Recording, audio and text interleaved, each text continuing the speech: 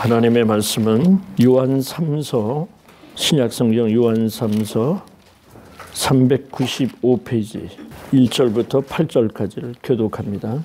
장로는 나의 사랑하는 가이요 곧 나의 참으로 사랑하는 자에게 편지하노라. 사랑하는 자여, 내 영혼이 잘된 같이 내가 범사에 잘되고 강건하기를 내가 간구하노라. 형제들이 와서 내게 있는 진리를 증거하되 네가 진리 안에서 행한다 하니 내가 심히 기뻐하노라. 형제들이 진리 안에서 행한다 하는 것보다 더 즐거움이 없도다. 사랑하는 자여, 내가 무엇이든지 형제 곧 나그네 된 자들에게 행하는 것이 신실한 일이니 저희가 교회 앞에서 너의 사랑을 증거하느니라. 내가 하나님께 합당하게 저희를 전송하지 않은 가하리로다.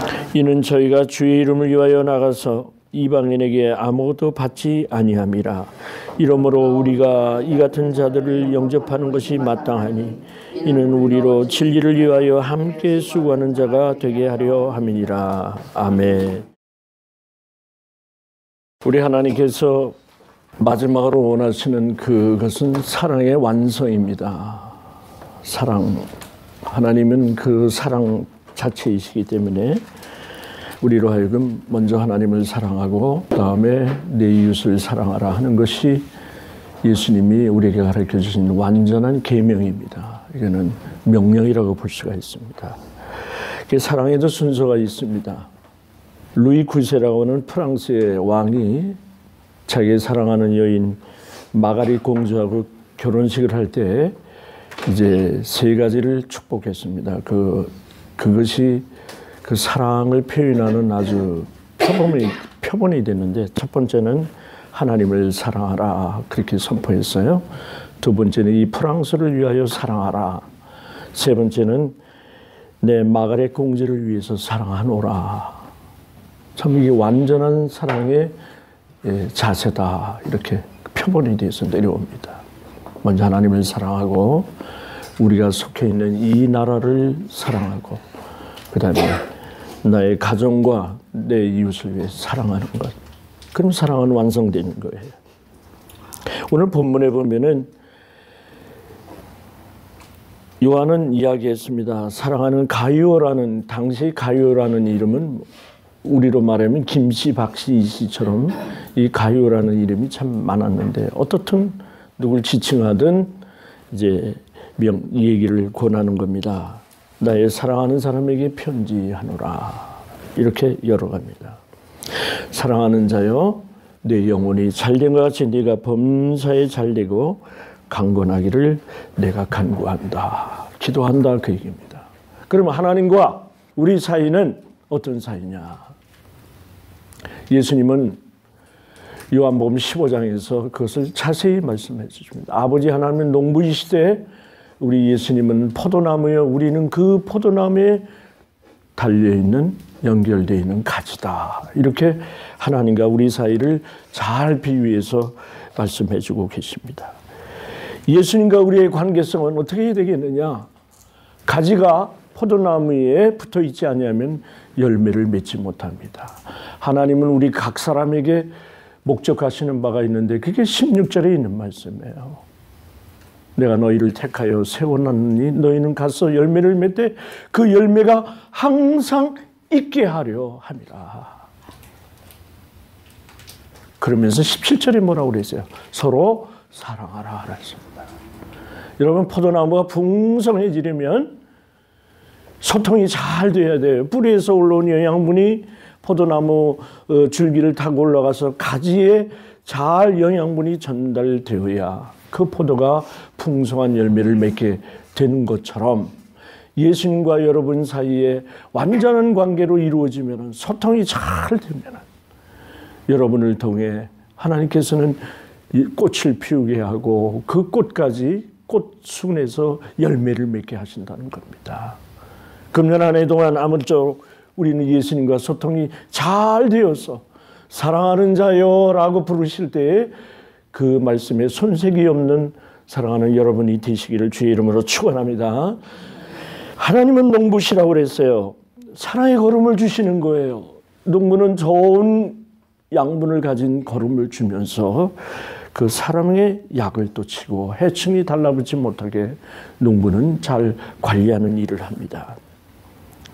그러면서 뭐라고 얘기하셨느냐면 열매를 잘 맺으면 너희로 인하여 구하는 것마다 예수 이름으로 무엇이든지 구하는 것마다 다 받게 하려 하심이라.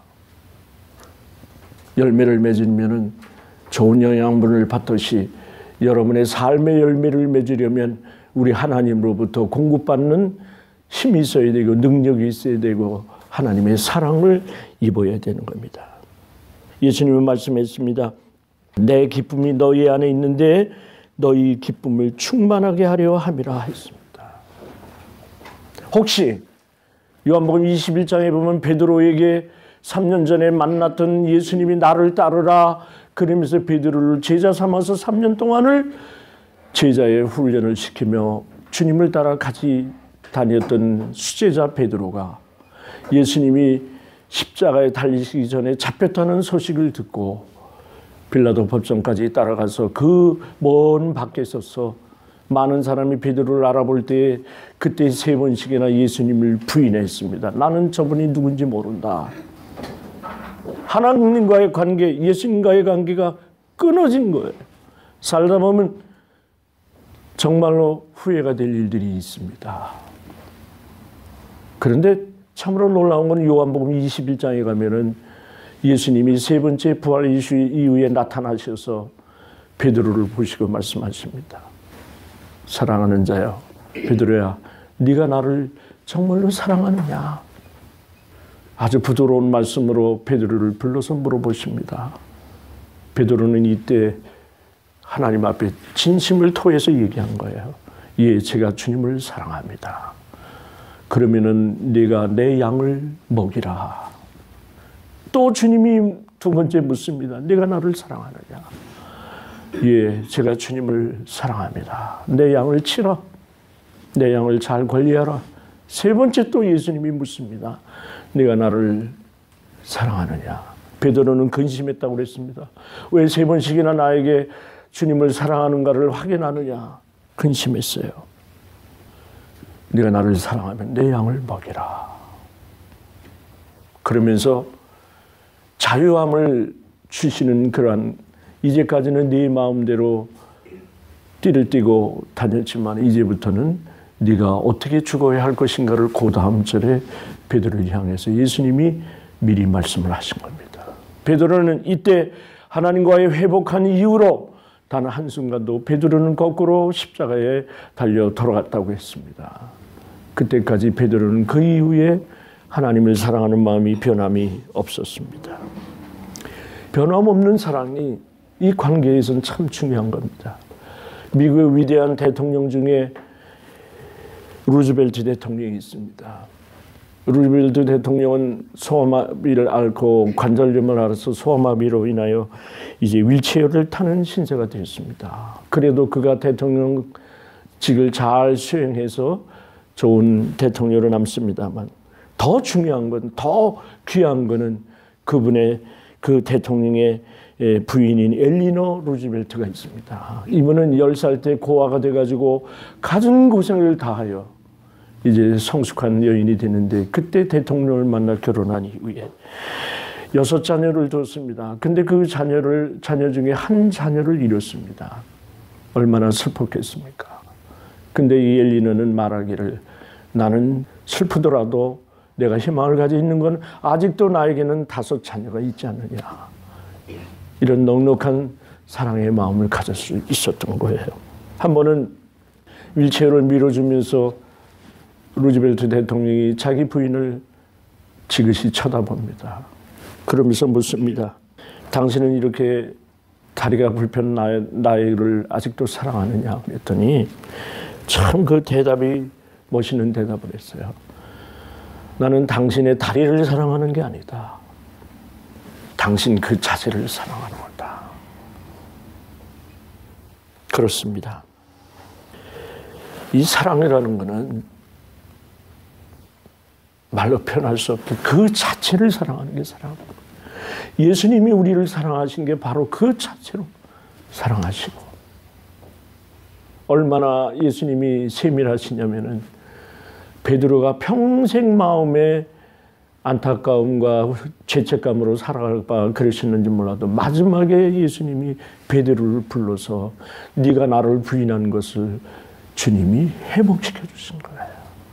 사랑하는 여러분, 이 사랑은 고린도전서 13장에 있지만은 사랑은 그 사람과의 관계가 불편하지 않도록 해주는 것이 사랑이라는 거예요. 회복시켜 주시는 것이 사랑이라는 거예요. 허물을 덮어주고 또 그를 위해서 마음을 써주고 그와 함께 해주는 것이 사랑이라는 거예요. 어느 분이 사랑을 법칙을 얘기를 했어요. 고린도서 13장을 얘기하면서 사랑의 법칙을 얘기했는데 세 가지로 얘기하더만요. 첫째는 사랑이 모자이크 법칙이 있다. 여러분 모자이크 아시죠? 이 모자이크라는 건 중세 비잔틴 시대의 하나의 그 화법인데 조각조각을 연결해서 배열을 해서 해놓으면 그 가까이서는 잘 몰라요. 그러나 멀리서 보면은 하나의 그 작품이 예술 작품인 것을 확인할 수가 있습니다. 서로 관심과 이해를 해줄 때 우리 사랑장로교가 사랑의 모자이크 되는 그런 교회가 될 줄로 믿습니다. 네. 가까이서는 잘 안 보이지만 내 마음을 써줄 때. 그 다음에 두 번째는 장미의 법칙이 됩니다. 사랑의 법칙은. 장미는 가시가 있죠. 가시가 있지만 그 꽃이 혹겹이 아니에요. 장미꽃은 이렇게 겹쳐서 아주 아름답게 만드는, 그러면서 또 향기가 아주 독특합니다.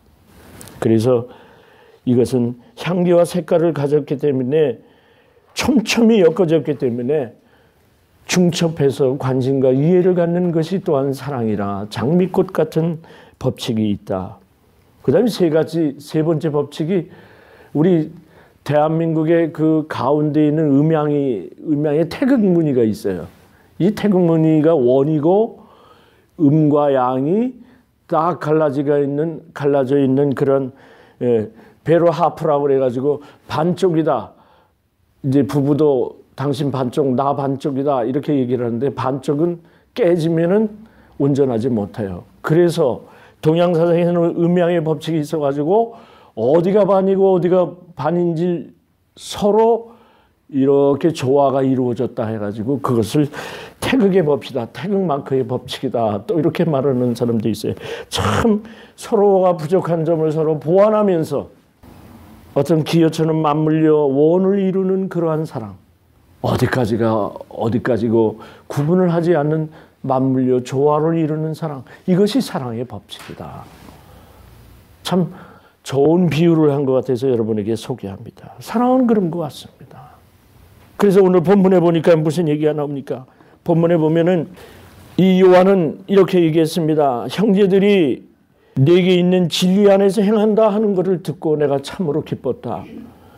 사도행전에 가면은 이 내용의 이야기가 나옵니다. 예루살렘 교회가 이제 어떤 큰 집회를 했습니다. 그런데 바울과 이 바나바가 아주 교리 문제로 굉장히 다퉜어요. 어떻게 다퉜냐면 복음이 전해질 때 모세의 법대로 할례를 받아야 된다. 이렇게 주장을 할 때 아니다. 할례를 받지 않아도 된다 하는 그러한 것으로 인하여 예수 안에서 서로 논쟁이 붙었을 때 이걸 어디까지 갔냐면 예루살렘 회의까지 가지고 왔어요.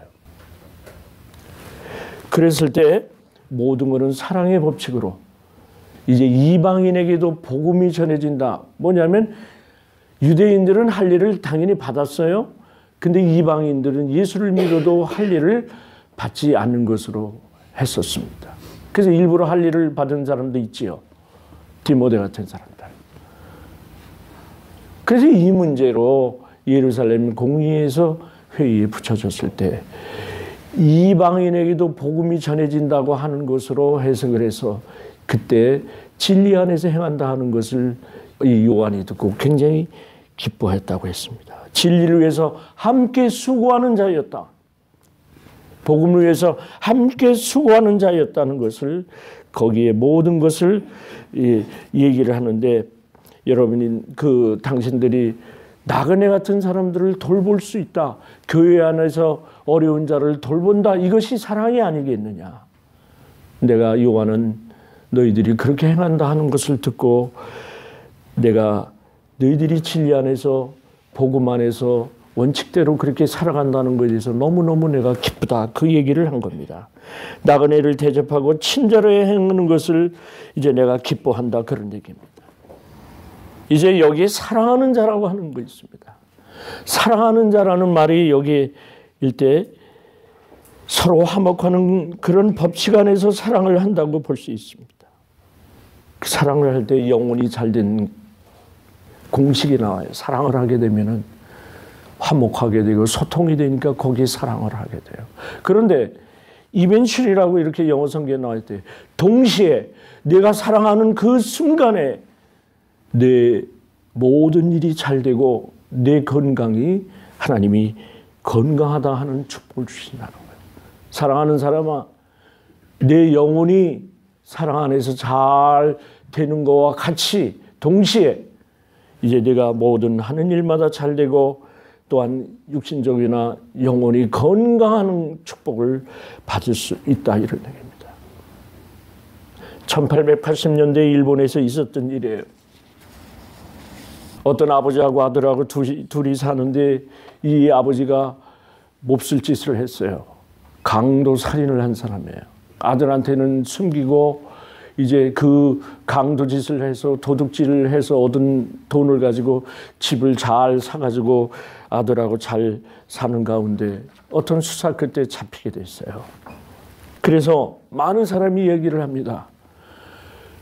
그 나쁜 사람의 DNA가 아들에게까지 가서는 안 되겠다 해서 두 사람을 다 죽여야 된다.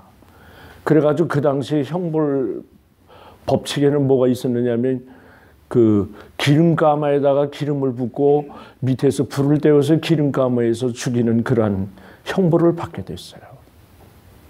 아버지와 아들이 그 기름가마 솥에 들어갔습니다. 이제 밑에서 불을 장작을 떼기 시작하는데 아버지가 그 아들하고 똑같이 앉아서 죽는 게 아니에요. 아버지가 아들을 안았습니다. 너는 어떻게든 살아야 된다는. 그래서 불을 떼다가 보니까 너무너무 뜨거우니까 아버지는 녹아가면서 그 아들을 두 팔로 받쳤습니다.